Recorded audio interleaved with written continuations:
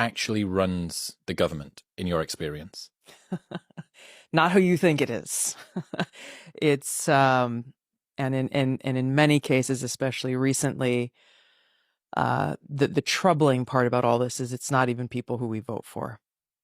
When you look at what happened when President Biden had that infamous debate with President Trump, it exposed the reality that many of us have known for a long time, which is that President Biden has not been the guy calling the shots. He has not been the guy making the decisions, nor has it been Kamala Harris, for that matter, nor will it be if she is elected president.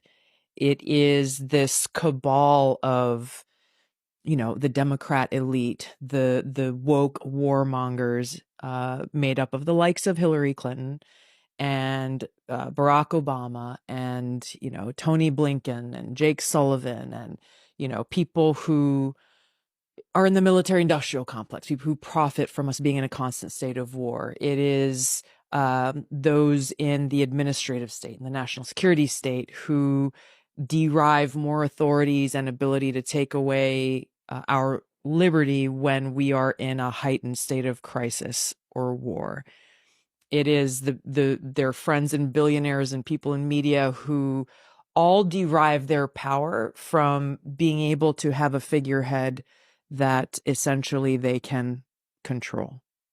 And the most troubling part about, there's so many things wrong with this, of course, but really at the most fundamental level, you look at, our country is the oldest democracy in the world, but the reality of a truly functioning and thriving democracy that has brought to life the vision that our founders had for us, that we really have a government of, by, and for the people, and that we have the ability and responsibility, for that matter, to ensure that the government we have only exists with the consent of the governed.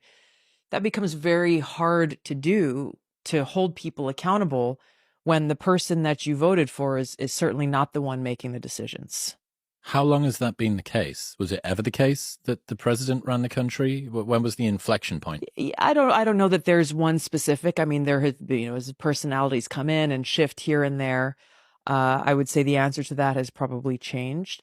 But in the election that we are facing here very shortly in the United States, it's our opportunity to hit the reset button. And, however